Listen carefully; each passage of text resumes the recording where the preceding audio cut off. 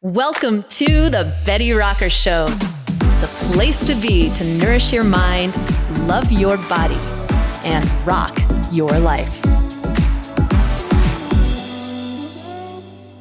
What's up, rock stars? Coach Betty Rocker here. Thanks so much for tuning in and spending some time with me today. So this is actually part one of a two-part episode, and today I'm going to cover protein powders, how to choose them, how to use them, and whether or not you need them for support. And in part two, I'm going to tell you the difference between protein powders, collagen, things like free-form aminos, and BCAAs, plus creatine. So stay tuned, and let's get started, because first and foremost, why do we want to pay attention to protein as active women? Why is it so important? And why do I never seem to stop talking about it? Well, first, protein is one of the main macronutrients that we need to maintain our health, right? And while many people associate protein with steak and eggs and lots of muscle, protein can be found in many foods of both plant and animal origins, and it does a lot of crucial tasks in our body that go well beyond supporting our muscle tissue. And when we eat a food that contains protein, that protein gets broken down in our body to amino acids. And there are 20 odd amino acids that we get from various food sources. And of these, there are 9 that our body can't make on its own, and it has to get them from food.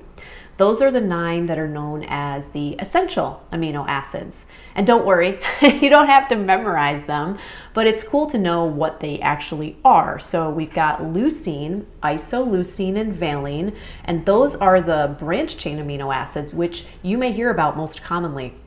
And then there's phenylalanine, methionine, threonine, histidine, lysine, and tryptophan. So that's the 9 your body has to get from food because it can't make them on its own. And it's very funny, if you're ever trying to memorize all the essential amino acids, I would recommend going on YouTube, because there are funny songs that help you memorize all 20 different amino acids. I was going down a rabbit hole enjoying those when I was getting ready for this podcast, actually. So again, you don't have to memorize those. And those are just the 9 essentials, right? So when we eat carbs or when we eat fat, our body uses whatever it needs for immediate energy, and then it packages up what's left over into our cells for later use. It warehouses the extra, right, to be unpackaged later, say in between meals when we need energy. Like our carbs can be stored in our liver and our muscle tissue as glycogen, and fat can be stored in our fat cells and within our muscle fibers.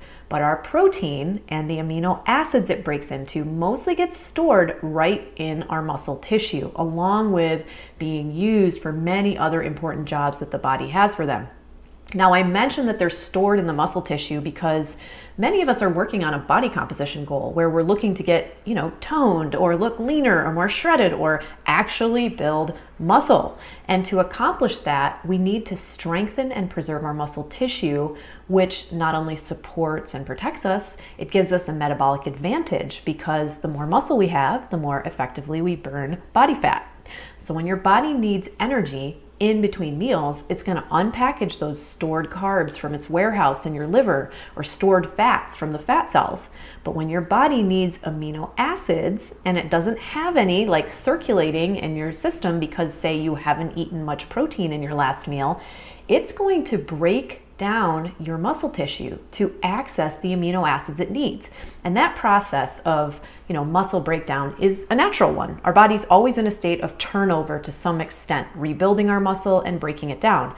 But in order to gain muscle, we have to be in a greater rebuild or build state than we are in a breakdown or deficit state. And one of the easiest ways to support that is to eat enough protein.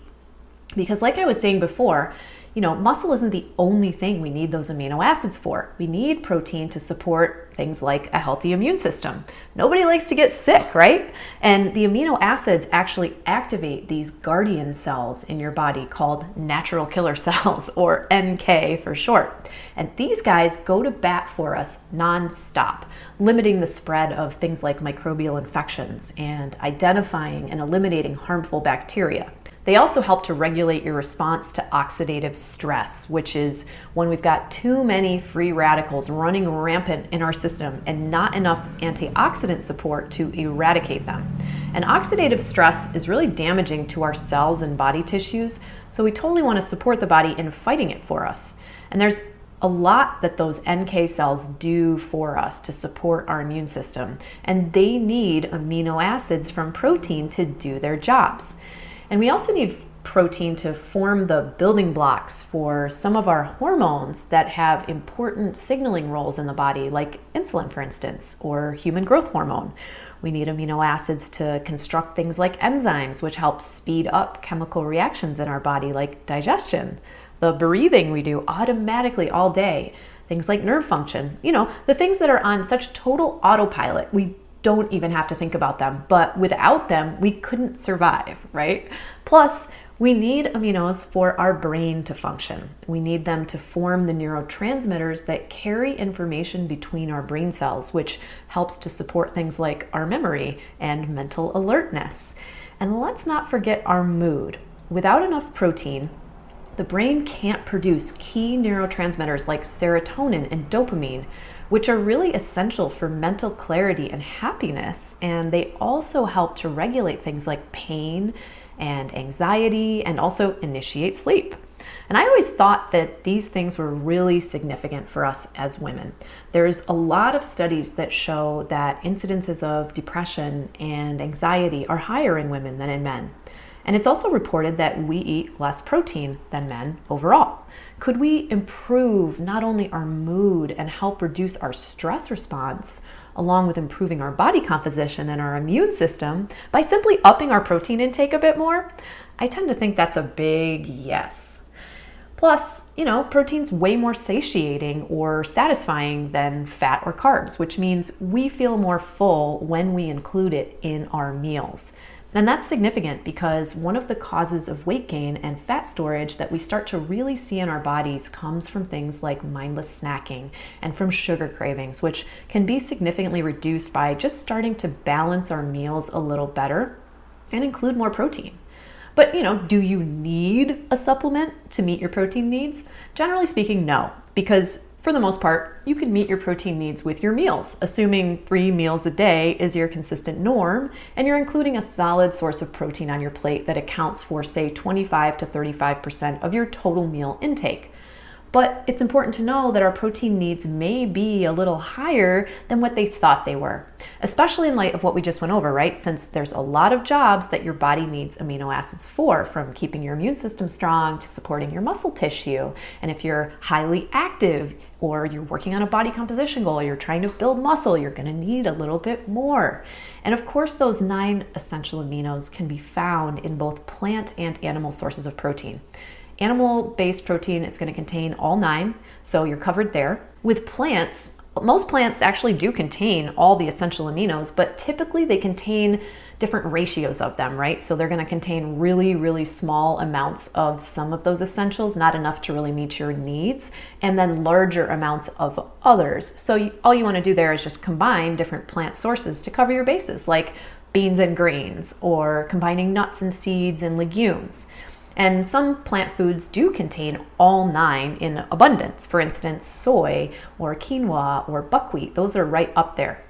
And then back to how much we need. There's something called the recommended dietary allowance, or RDA, of protein, which is the amount of recommended protein to prevent deficiency for sedentary adults. And they study this on sedentary men, not women. And this is something you'll hear about, and you'll hear it like bandied around, like you need 0.8 grams of protein per kilogram of your body weight. And this is often miscontextualized as the amount we all need, but it's actually the lowest amount a man could eat who is sedentary to prevent deficiency. And as an active woman, if you have a body composition goal like losing body fat and improving your lean muscle, or you're over 40, you need more. And the science supports this. Here's an excerpt from the Journal of Applied Physiology, Nutrition, and Metabolism. Quote, "Substantial evidence supports the increased consumption of high-quality protein to achieve optimal health outcomes. A growing body of research indicates that protein intakes well above the current recommended dietary allowance help to promote healthy aging, appetite regulation, weight management, and goals aligned with athletic performance. Higher protein intakes may help prevent age-related sarcopenia, the loss of muscle mass and strength that predisposes older adults to frailty, disability, and loss of autonomy. Higher protein diets also improve satiety and lead to greater reductions in body weight and fat mass compared with standard protein diets, and may therefore serve as a successful strategy to help prevent and/or treat obesity. Athletes can also benefit from higher protein intakes to maximize athletic performance, given the critical role protein plays in stimulating muscle protein remodeling after exercise. Protein quality per meal, dose and timing of ingestion are also important considerations. Despite persistent beliefs to the contrary, we can find no evidence-based link between higher protein diets and renal disease or adverse bone health. Unquote. So there's a lot to unpack there, and they really cover all of the bases.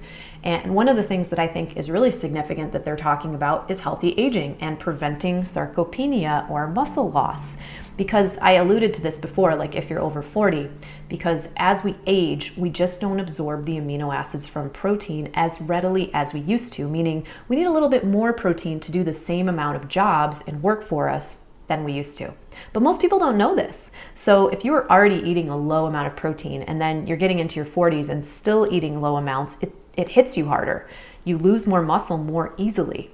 And as we talked about, muscle really helps you more effectively burn body fat. And this is particularly important for us as women, because when we hit perimenopause and our levels of estrogen and progesterone start to drop, we are already at a disadvantage when it comes to holding on to our muscle. Estrogen, for instance, very anabolic. It's the first half of our cycle when we have more estrogen present that we have the greatest muscle building potential, basically. That's the anabolic part. And we have more power and we have more drive. And then progesterone, also really important for our bone health and bone remodeling. And we have more progesterone in that second half of our cycle. So as we start to lose our higher levels of these two important hormones, we may start to notice it's harder to see the same results from our training, which coincides with the time in our lives when we're not absorbing the protein from our food as easily as we did before. This sort of double whammy causes us to see undesired results in our body composition, which leads to more fat storage and less muscle tissue and lower bone density, which we can't see, but we know it's an issue for us as we age. We see like our weight on the scale changing because our body fat's going up, and we see that we're gaining weight, but we don't always realize that we're losing our muscle. And this is really important to understand. And we want to be eating in a way that supports that muscle protein synthesis and training and exercising consistently and regularly, and then supporting that with the food that we eat. And of course, protein is such an important part of that. We can totally turn that, body composition shift that we see in those years around when we know what's going on and we know what to do, right? And the simplest thing is just pay attention to your protein intake. That's just a great place to start. And you can just start by looking into the number of grams in your meals, either by just reading your food labels or by looking up the grams in the different foods online. And keep in mind that things like calories and things like grams of nutrients that you find online, they may vary from manufacturer to manufacturer, and that's because all of those numbers are estimates. So don't worry too much about the numbers being perfect. I just use a range. And if you're under 40, like a great place to start out is to aim for 20 to 30 grams of protein per meal if you're having 3 main meals a day and you're exercising regularly. And if you're over 40, a great place to start out is to aim for 30 to 40 grams of protein per meal. Again, assuming 3 main meals a day and that you're exercising regularly. Now, if you are really working on adding more muscle, or you're training really hard, or you have a highly demanding physical job, you may need more than that, right? This is just a great place to start out and a great baseline to build from. But if you find it challenging to get that amount of protein in any of your meals, this is where it can be useful to have a supplement like a protein powder, for instance. You could add some protein powder to your muffins or your pancakes, like I do, to just increase the protein you're getting over the course of the day, especially with things that are typically like sweeter treats, like traditional breakfast foods. It can really help balance out the meal and prevent a huge sugar spike, which can trigger fat storage. My 5-minute pancakes are just a banana mashed up with 2 eggs and a serving of protein powder, which gives you a little over 30 grams of protein. 2 eggs alone won't cut it, right? An egg is about 6 grams of protein. So 2 eggs, that's just 12 grams. That's like half of what you need per meal if you're under 40. So we have to get a little more creative with our meals if we're gonna meet our needs throughout the day. You could stretch out your whole eggs with some egg whites as another strategy that works great, or have a side of breakfast meat or beans to up that amount, or have something else for breakfast like ground beef or turkey with veggies. And side note, I personally love making homemade buckwheat bread to have toasted. My recipe's on my blog. Or you could have ground tempeh with veggies, for instance, as a non-meat alternative. And breakfast is a really important time to have protein, to have a protein source, because you haven't eaten overnight and your body needs fuel to start the day, both for energy and for muscle protein synthesis and all of those other essential tasks that we discussed that the amino acids do for us. And without enough protein, your body is just going to be breaking down your muscle tissue to access the aminos stored there. And so a lot of women at this point in the conversation ask me, well, the only time I have to work out is first thing in the morning, and I'm just not hungry at that time. And I'm like, that is totally okay.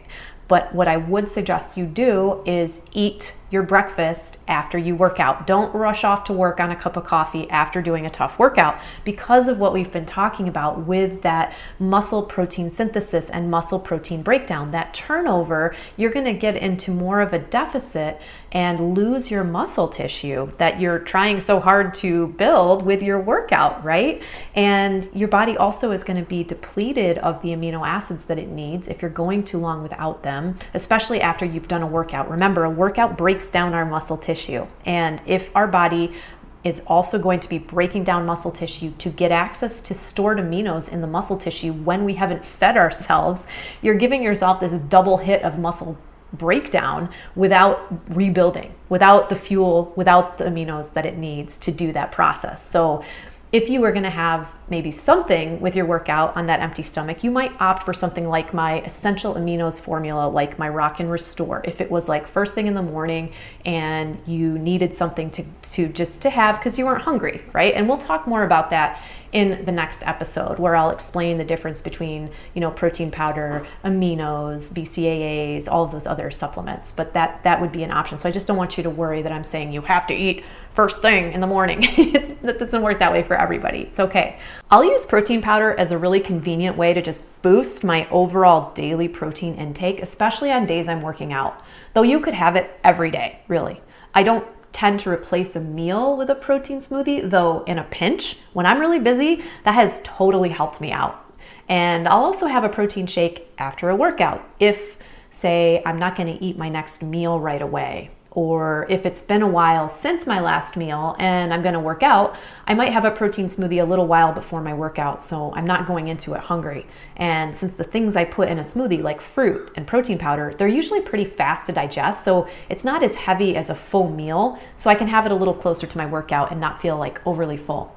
It's like a concentrated, nutrient-dense mini meal, right? So you can use it on either side of a workout if you haven't eaten a meal for a while, or you're not going to eat your next meal for a bit after you train, because it's really important to replenish your body with things like carbohydrates and protein after a workout within a period of time when your body needs those nutrients. And for women, that window is a little bit shorter than it is for men.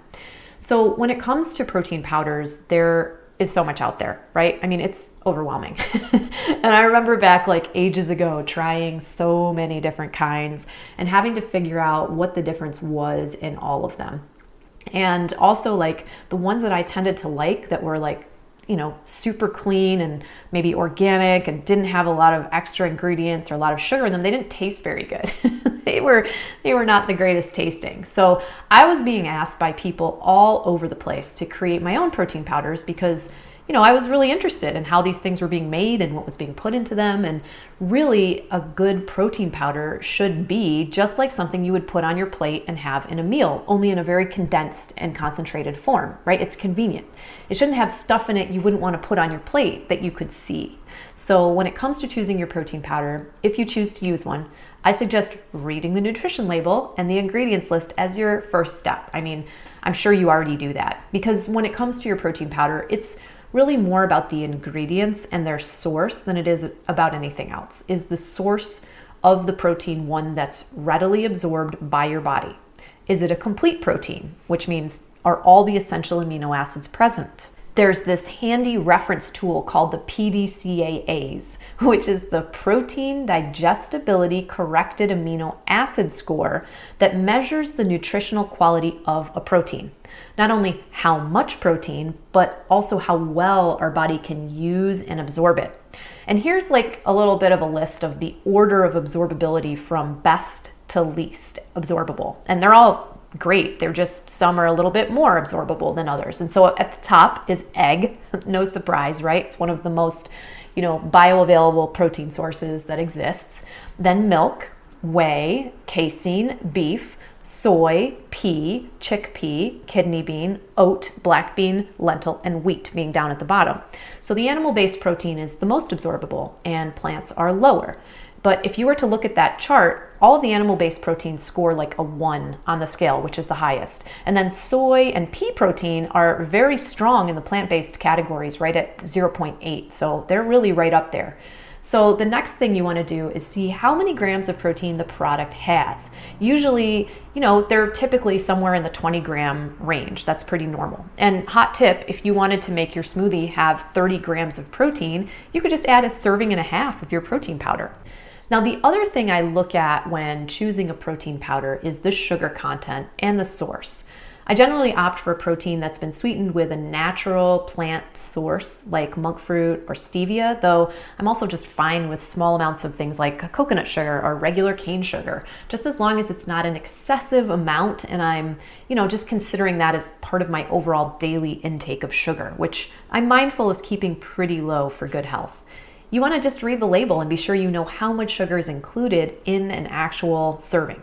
For example, if the label is referencing 1 scoop and it's 6 grams of sugar, but you actually need 2 scoops to make a single serving, that's actually 12 grams of sugar, which is nearly half of the daily recommended amount of sugar for women.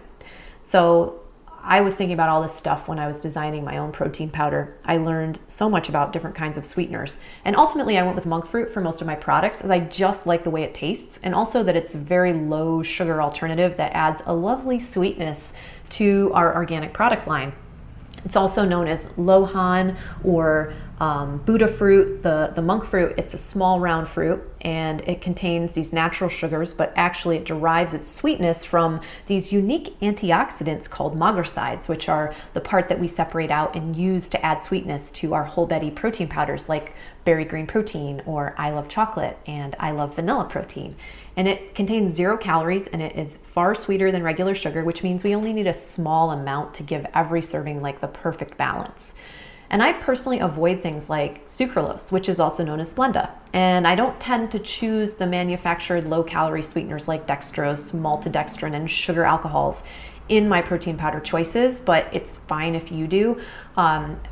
One thing I will say about sugar alcohols like erythritol and xylitol, those are no-calorie sugars that add a lot of sweetness, but they don't actually digest in the body. And when we take them in higher amounts, they can cause some bloating or irritation for some people.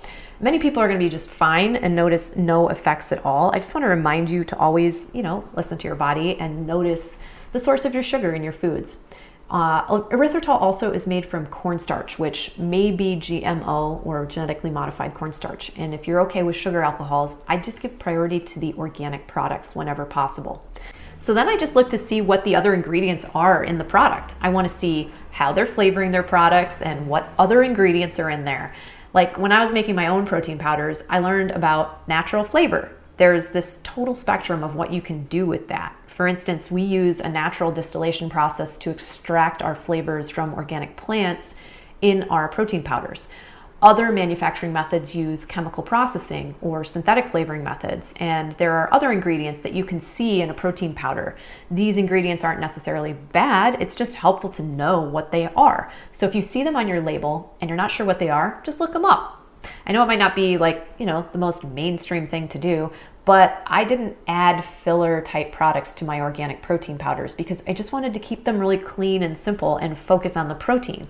So if you happen to mix them in just water and then you let them sit for a while, you might see some separation happen and you just stir them again or shake them back up. But, since most people blend their protein in a smoothie, they never even notice that. It's just one of those things that I didn't know about till I started making my own. And since I had the choice, I opted for less things that my body doesn't need to digest along with the protein itself. But those things are fine. They're food grade and they're rated that way. I just had the option, so I didn't include them in my own brand. And you as a consumer have choices. You get to decide what you put in your body. So the more you know, the better you can make decisions for yourself, right? And, I used pea protein as the baseline in my own protein powders because it has one of the highest absorbability scores for plants on the PDCAA chart I was telling you about. And it's also one of the higher plant-based sources of the branched chain amino acids. And remember, those branched chain aminos are within our essential aminos and are 3 of the 9 that our body needs to get from food. And the BCAAs are important for supporting our hardworking muscles and repairing and stimulating that muscle protein synthesis. So I used pea protein as my baseline in my organic protein powders, and in my chocolate and vanilla protein powder, I also added some chia seed protein, some pumpkin seed protein, and some cranberry seed protein to really just increase the spectrum of amino acids even more. I just love how these products came out. My whole family uses them, and so many of you Betty Rock stars all over the place do too. They're organic and they have very simple ingredients that show you everything we use right on the label, and it's a pretty short list. So I love products like that are clean and exactly what you're putting in your body, and there are a lot more out there these days. So zero pressure to use mine. I just want you to be able to choose a good product for yourself. So that's why I wanted to share, what I look for and what I used as the standard when I was creating my own. And single source plant protein powders can be great too. For instance, my berry green protein is made with just the pea protein alone, but then I added other fruits and veggies. So you get 22 grams of really quality organic plant protein, plus a ton of other vitamins and minerals from things like spirulina and spinach and chlorella and beets and raspberries and so many more. And that's what I would consider a single source protein powder because it just has one source of protein. Hemp is another one that's got a great amino acid profile, and it may have a slightly higher fat content to protein than some of the others, but that's totally fine. Soy is another one that's a complete protein, as in contains all the essential aminos in a great enough quantity for your needs. But I would just opt for non-GMO soy, as genetically modified soy and other crops often have higher levels of pesticides and herbicides associated with them, which really have a track record for being connected to health risks, right? And we just want to watch out for that. Rice protein isn't going to give you the complete essential amino acid spectrum, as it's lower in lysine. So if you're looking to get the most for your money, I'd opt for one that does give you that complete spectrum, right? And if you're fine with dairy, there are a lot of choices in that space too. And I'd give you the same advice to look for, grams of sugar, grams of overall total protein, but know that you're getting all the essential aminos with a whey or a casein-based protein powder, and casein is going to break down and absorb more slowly into your system, while whey is going to absorb more quickly. And if you're looking to maximize, your muscle protein synthesis and recovery from a workout, I'd choose a whey protein, as it absorbs faster and it just contains more of the branched chain aminos. And I'd also opt for grass-fed whey or a non-GMO or organic whey if you can find any of those options in an affordable product. So when it comes to choosing whey protein in a nutshell, there are different types of whey, like whey protein concentrate, whey protein isolate, and whey protein hydrolysate. And they're all made a little differently, but the best one, in my opinion, for your money is the whey protein isolate, especially if you're a little sensitive to lactose, because the goal when they make that is to reach greater than 90% protein concentration and remove most of or all of the lactose. I wouldn't say I'm like the best expert on dairy-based protein powders, since I have some issues with dairy, but when choosing a good one, I definitely read the ingredients and opt for something with the least amount of excess stuff in it, and one that uses a minimal amount of sugar, and typically a grass-fed brand if that's available. And then there's egg white protein, also an option that's a little less common, I think, but totally valuable. Some people are intolerant to eggs, but if you're good with them, you might like to try this form of protein powder, as it's got the full spectrum of aminos. It's typically going to have no fat or carbs, and really the main thing to check for on the label are the source of the eggs and what they're using as a sweetener and any other ingredients like we've been talking about. I've used egg white protein in baking most frequently in the past, as it can really add a nice texture to certain recipes. I personally don't rely on egg white protein powder as my primary protein powder source, just because when it comes to eggs, I tend to want to eat whole eggs for their nutrients, though I will add egg whites to my whole eggs to sort of stretch out the protein while keeping the fat content to, a reasonable amount for a meal and getting all of those nutrients that are in the egg yolk that I just love. And the yolk makes the protein in the egg more bioavailable to your body. So I like whole eggs. But anyway, Rockstar, these are just some of the more common protein powders and some tips from me on using them and choosing them. Plus, why protein is such an important nutrient in general.